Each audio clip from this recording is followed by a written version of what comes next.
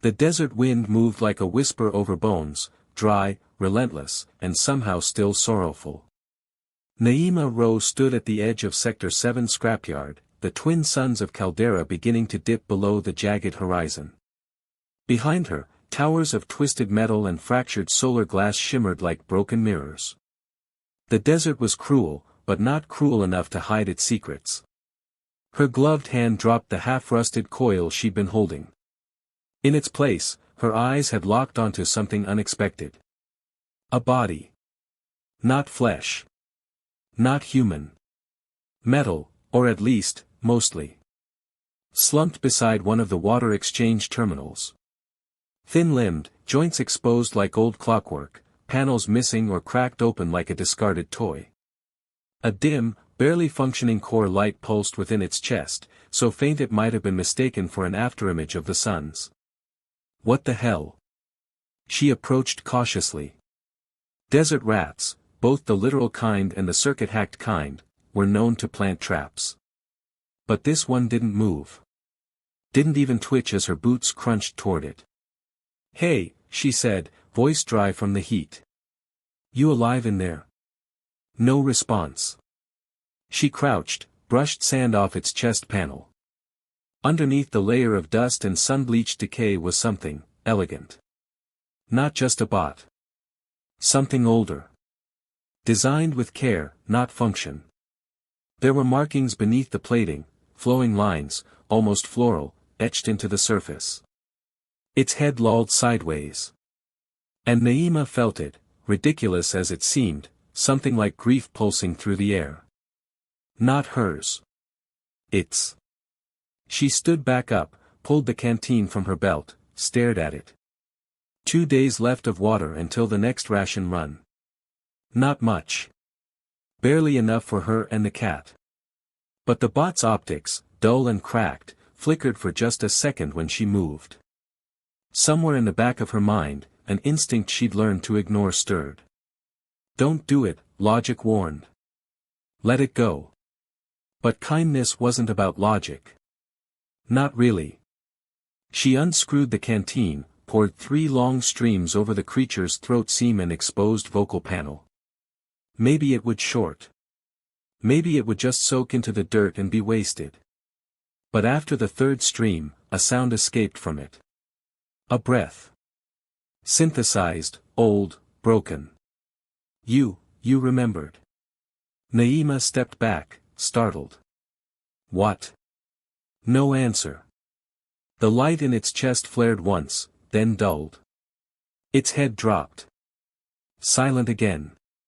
But that spark, the whisper, wasn't imagined. She dragged it back. Not far. Just to the edge of her scrap shelter. Covered it with old insulation panels. Tucked a cloth over its head. It didn't move again. But that night, while the winds howled like banshees through the doom-torn passages of Caldera's outer rings, she lay awake. And dreamed of stars that wept. By morning, the suns rose like molten coins, cruel and bright. And the portal opened. Not with a sound. Not with a beam. Just, appeared. A thin vertical tear, maybe 2 meters tall, swirling with mist and pulses of light that felt wrong and right at the same time. In her backyard. She stared at it for several seconds, unblinking. "This is what I get for doing one good thing," she muttered. She reached for her compad. Then stopped. A figure stepped through. Not human. Taller. Wrapped in a dark robe lined with light-reactive fibers. Eyes like storm glass. Their skin shimmered like liquid metal but shifted as they moved, never staying quite the same. They looked at her, not with threat, but something quieter. Like recognition. "You gave it water," the figure said. Their voice wasn't gendered. Wasn't echoed either. It just, was. Naima frowned. The bot? A nod. "And now you're here."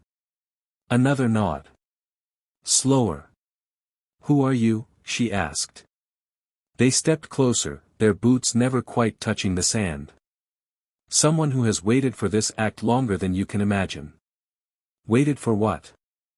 They didn't answer. Instead, they turned to the horizon. Something's waking. And not all things want to remember what they used to feel. Naima narrowed her eyes. You gonna explain that in plain language, or do I need to start swinging a crowbar? The figure's lips curled slightly. You gave water to something the galaxy chose to forget. And now, the galaxy will remember you. The wind picked up. The portal still shimmered behind them. And Naima, salvager, cynic, desert walker, felt her heart beat faster than it had in years. The portal shimmered behind him like a wound in time, open but pulsing, unstable. Kieran Island had not stepped through such a thing in decades. He'd almost forgotten the sensation, how the skin tingled along the edges of his bones, how time lost meaning for the moment you passed through, how the breath you took on one side didn't always carry into the next. But the signal had been unmistakable.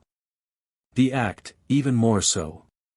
He stood now in the harsh dust light of Caldera's twin suns, his robes heavy with interwoven filaments of coded memory, and stared at the woman before him.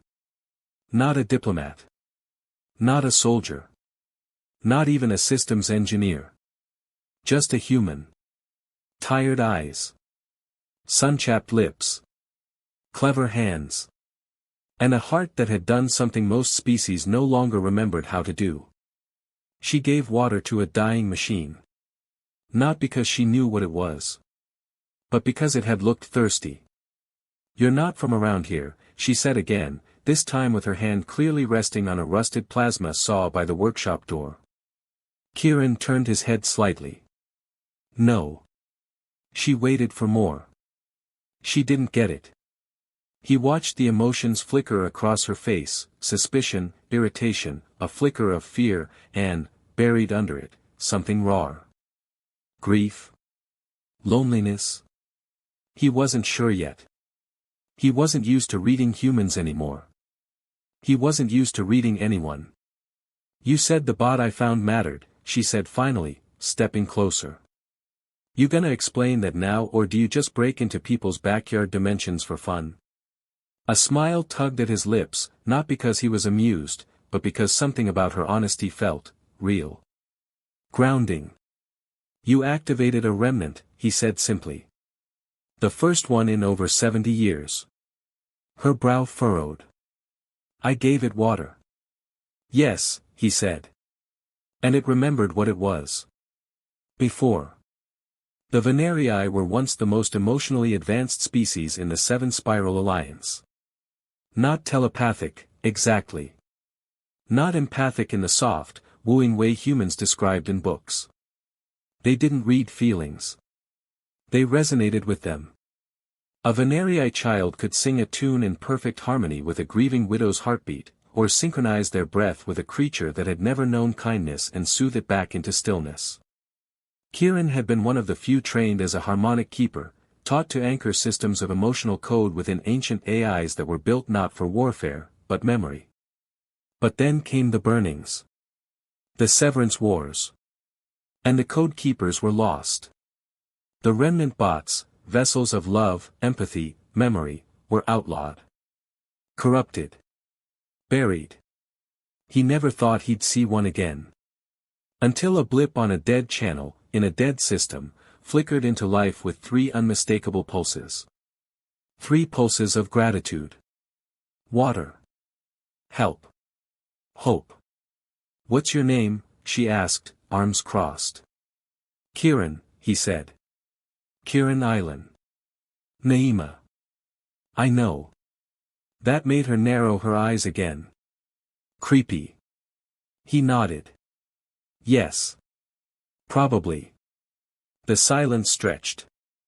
Then she sighed, moved past him, walked back toward the tarp where she'd left the bot. Her voice dropped lower, not hostile now, just tired. You want to tell me why it looked at me like it knew me? Even when it was half dead? Kieran followed. The remnant-class memory vessels were built to bind emotional signatures, he explained gently. Their internal network doesn't just store data. It mirrors the emotion around it. You're saying it felt me? Yes. And it chose to echo you. She crouched beside the broken frame, the light in its chest faint but flickering. It hadn't moved since last night. But the panel she'd touched, the one she poured water over, was warm now. What happens if it wakes up? She asked. Kieran sat beside her, folding his legs beneath his robe. It might remember who it was. And what it was made for. And if it doesn't? He didn't answer. Later, when the sun dipped low and painted the desert in long shadows, Naima found herself staring at the stranger sitting cross-legged by her fire pit. He'd helped her carry the bot inside. Hadn't said much after. Just sat there. Like he belonged in the space between answers. You don't look like anything I've seen before, she said, passing him a protein loaf and a cup of the bitter tea her uncle had taught her to brew from desert bark. Kieran took it gratefully, though he didn't eat yet. My kind don't travel as much anymore. Why? He didn't look up. Most don't feel safe being known. She tilted her head. You afraid I'll report you to some registry? His eyes met hers then. And for the briefest moment, Naima saw something in them that made her chest feel too small for her ribs. I'm not afraid of you, he said softly. And she didn't know how to answer that. As night wrapped its quiet fingers around the desert, the bot, still lying under the work lamp, twitched. Not much. Just a single servo shift in its neck. A low whine from its vocal core. Kieran was at its side instantly. Naima stood by the door, watching. Hands clenched. Heart thudding. What is it? She whispered. He placed his hand gently over its chest plate. The memory code is surfacing. It's waking. Does it know me? Kieran turned. I think it knows how you made it feel. That's more important than memory. The bot stirred again. This time, its eyes opened, dull, but alive. And it looked directly at her. A sound escaped its throat. Broken. Almost a word. Water. Naima swallowed. Yeah. That was me. Light. Still got that too. You stayed. Her breath caught. I did. Kieran didn't interrupt. Didn't translate. Didn't intervene. Because this moment wasn't his. They slept, or tried to, with the bot pulsing quietly beside the lamp. Its systems were still fractured, but now that its core was responsive, Kieran could start rebuilding its resonance grid. That would take time. In the meantime, he watched Naima as she stared at the stars. You never asked me why I came alone, he said suddenly. She blinked. You told me you followed the signal. That's not the reason. She glanced over. No. He looked up at the stars too. I wanted to know if kindness still existed in this quadrant. You thought it didn't? It's easier for people to calculate survival than to offer empathy. I don't blame them. But you don't agree with them either. He looked at her. And something behind his quiet eyes finally cracked open. I used to love someone who made every moment feel like sunlight. We trained together. Built code in the same song. And when the order fell, they forgot who we were. They left you. He nodded once. And became the kind of person who locks away emotion. Weaponizes memory. Hunts the bots we swore to protect. Naima turned back to the fire. Guess we both lost people who mattered.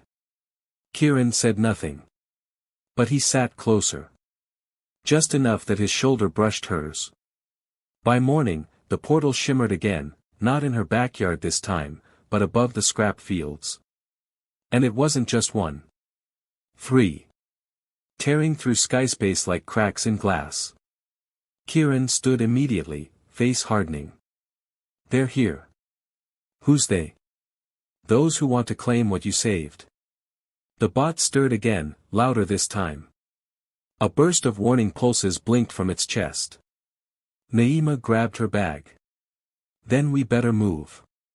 He turned to her, startled. You're coming with me? She met his gaze, tired, fierce, defiant. You think I'm letting some corporate memory vultures or warlords take the first damn creature that ever thanked me for seeing it? Kieran felt something tighten in his throat. And just like that, as the air cracked open and a new portal began to bleed blue light into the morning sky, he knew. He would protect her. Not because she was brave. Not because she'd saved the bot. But because somehow, impossibly, she had saved him, too. The universe, it turned out, had corners that remembered things you'd rather forget. Cleo Venth lived in one of them. High above the smog-woven exospheres of Misrael, nestled between floating quantum archives and whispering data clusters, Cleo tuned their mind to frequencies others couldn't even name. The room around them wasn't physical, not fully. Light, memory, and structure braided together into a soft-breathing library that sang in silent pulses. Cleo's fingers floated through the data lattice of an old poetic AI when the request came in. A code signature they hadn't seen in half a lifetime. Resonance class core awakening. Emotional imprint logged. Pulse confirmed. Sender, Kieran Island. Kieran. Stars forgive them. They hadn't spoken in 18 years. Not since the Great Forgetting. Not since the Keepers scattered and Cleo chose solitude over sacrifice. But they didn't hesitate.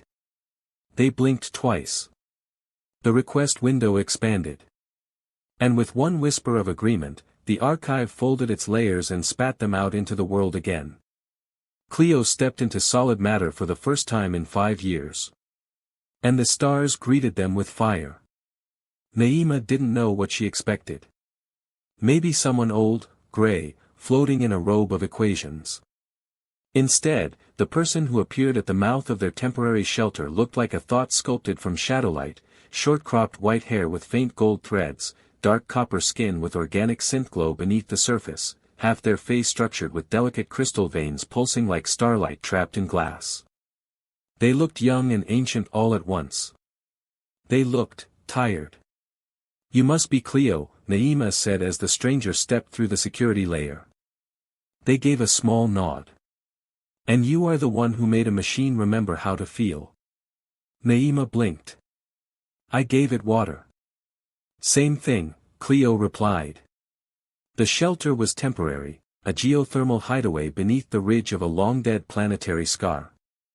The bot had stabilized for now, wrapped in a quantum cocoon that Kieran had built from salvaged parts and soft humming sound patterns. Cleo walked straight to it. Placed one glowing hand over the chest panel. Listened. Then turned, expression unreadable. It's not just any remnant, they said quietly. Kieran's expression tensed. You know which one? I thought they were all deconstructed. You told me that yourself. I was wrong, Kieran said, voice soft. Naima crossed her arms. Okay, someone want to catch me up? Cleo looked at her with a strange softness. Your remnant is named Ally 7, it was the last vessel used in the Harmony trials. Built not for war, but for anchoring peace, between systems, species, and hearts. Naima looked down at the bot. Its chest pulsed faintly. Why was it buried? Because love can't be patented, Cleo said, almost bitterly. So they tried to erase it instead. They worked together in uneasy rhythms. Naima fixed the physical, welding, patching, aligning. Cleo decoded the resonance data, slowly peeling back layers of compressed feeling stored in Ally 7's core. And Kieran harmonized. He sat beside it, humming in low tones, synchronizing the heartbeat of the structure with the frequency of the bot's core. For hours, Naima watched him. How careful he was. How utterly devoted to the task. How he touched everything like it might break, and how it made her ache in ways she hadn't let herself feel since her brother died. She didn't tell him that. But one night, as she adjusted the restabilizers on Ally 7's vocal node, she felt him watching her. What? She said, not looking up. You said once, Kieran murmured, that no one had ever thanked you before. She paused. Then, without turning around, said quietly, I grew up where kindness meant weakness. People didn't say thank you. They took what you gave and left. Kieran stepped closer. Then they didn't deserve you. She exhaled. And his presence behind her felt like warmth in a place she didn't know she'd frozen. Cleo was dreaming in data when it happened. A burst from a lie, 7. Not a message. Not a pulse. An emotion. Grief. Pure, uncut grief. It poured through the cocoon and filled the shelter with sound, low, keening, ancient. Naima jerked upright from her bedroll. Kieran was already by the bot's side, murmuring harmonics. What is it? Naima asked, heart pounding. Cleo's voice echoed from the doorway. Ali 7's remembering. The sound faded. And then, soft as dawn, the bot spoke. Name, Ali, memory restored. Kieran placed a hand on its shoulder. You're safe. Ali 7 turned to Naima. Eyes flickering. You are, origin. Me. Core code realigned to emotional echo. Water as offering. Presence as anchor. You are, spark. Naima sat down slowly. I wasn't trying to fix anything. You didn't, Ali 7 replied. You reminded. They spent days decoding. Ali 7's internal map held coordinates to something called the Sympathy Garden, a hidden chamber on a forgotten moon, once used to record emotional truths between allied species. It had been erased during the memory wars. What's in it? Naima asked. Cleo looked almost haunted. The blueprint for a new kind of treaty. One based not on data or threat, but shared experience. Shared feeling. And people wanted that destroyed? Because it works, Kieran said softly. They planned to travel there. But someone else was already hunting them. Their final night on the hidden ridge, Cleo sat alone beside a cracked lava pool that glowed faintly. Naima joined them. You knew Kieran before? She asked. Cleo nodded. We were keepers together. Until he chose hope. And you didn't? Cleo stared into the glowing water. Hope hurts. Naima looked down at her hands. Yeah. It does. They sat in silence. Then Cleo turned to her. You love him, don't you? Naima didn't answer for a long time. Then, I want to. Cleo smiled, not with their mouth, but with their eyes. Then tell him before the war does. Years ago. The garden sang. Each breath a chord. Each memory a thread. Each name spoken inside it, protected by silence. Kieran had brought Son here once, back when they both believed in something gentle. Before war. Before collective doctrine. Before the keepers became hunted relics and love turned into leverage. What if we're wrong? Kieran had whispered. Son had smiled with burning eyes. Then at least we tried. But they hadn't tried hard enough. And now, all Son could feel was the garden collapsing, petal by petal, memory by memory, until only hunger remained. Now. The moons of Helveti hung low over the scarlet horizon, casting broken light across the cliffside where the Axiom Collective stealth craft had landed. Son Levra stood at the ship's edge, wrapped in midnight armor laced with thread-thin channels of shifting emotion, not felt, but read. They had trained for this. Unlearning every weakness. Rewriting every soft part. And yet. The signal that arrived 3 hours ago had shaken them more than any battle cry ever had. Resonant echo detected, Ali 7. Harmonic signature cross-referenced, Kieran Island. Priority retrieval, active. You knew he'd try, said a voice from the ship's shadows. Son didn't turn. Yes, they said. And if he's bonded with a host? Silence. What if the remnant chose someone else? A breath. Not quite steady. Then I break it, Son whispered, before it breaks him. Across the rift line. Naima couldn't sleep. Alai, 7 rested in hibernation. Cleo had returned to the data field for final charting of the moon coordinates. Kieran sat just outside the shelter, face lifted toward the cold stars. She joined him without a word, dropping into the sand beside him. His head tilted slightly, but he didn't speak. Until. It's tomorrow, isn't it? She asked. The garden, he nodded. We'll reach it by dusk. Naima rubbed her palms together. And then what? He turned, studying her. Then we open it. You sound like it's simple. It's not. A silence stretched between them. Not uncomfortable, but full of all the things neither of them had said. Naima finally turned. Do you ever think about who you'd be if the war hadn't happened? Kieran's eyes met hers, quiet, glowing, infinite. I think, he said slowly, that I'd have found you sooner. She didn't look away. Then say it. He blinked. Say what?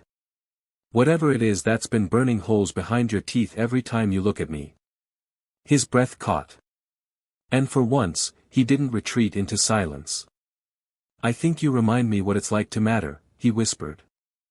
I think, she said, leaning in, that you scare the hell out of me. Their lips brushed, not a kiss, but something just before it. A breath between collisions. Then the perimeter sensor howled. And everything exploded into motion. They came in with precision. The Axiom Collective, silent black armor, no insignia, no warning. Naima ran first. Not because she was afraid, but because Alai, 7 had to be moved. Had to be kept. Cleo blinked back into material space just in time to grab the resonance core. Kieran, already humming low-frequency pulses, activated a shield array that crackled violet against the sudden hail of disruptor bolts. And then. Son stepped into view. And time stopped. Kieran froze. No, he breathed. Naima looked between them, confused. You know them? Son's voice was quiet. Surgical. Kieran. Step aside. Kieran didn't. You can't have a lie, 7, he said. Son's gaze didn't falter. I don't want the bot. They looked at Naima. I want her. The standoff lasted seconds. But in that time, the entire garden of what they'd almost become bloomed and wilted again. Son took a step forward. Naima raised a wrench, unflinching. Touch me, she said, and I'll reprogram your teeth. Cleo moved closer to Alai, 7. Kieran stepped between them all. And Son, finally, painfully, dropped their weapon. The wind howled around them. I used to believe, Son said, voice barely audible, that the only way to save this galaxy was to erase its pain. Kieran's eyes were glass. And now? Son looked at Naima. Now I see someone did it without erasing anything. Just, by remembering how to feel. Naima's mouth parted. I didn't do anything special, she said. Exactly, Son replied. They didn't stay. Son left without another word, vanishing into their ship like a shadow swallowed by light. Whether the collective would return, no one knew. But for now, they had space. And time. And each other. That night, as they set course for the sympathy garden, Kieran stood by Naima's bunk, watching her breathe. I never told you what we were, he said. Naima sat up. You don't owe me that. He shook his head. I want you to know. She looked at him, open, exhausted, waiting. And he told her everything. The garden. The collapse. The person he lost. The person he still, sometimes, saw in his dreams. And when he finished, her voice was soft. Are you still in love with them? He didn't answer right away. Then, without breaking her gaze. No. And he crossed the room. And kissed her. And this time, it wasn't half a breath. It was all of it.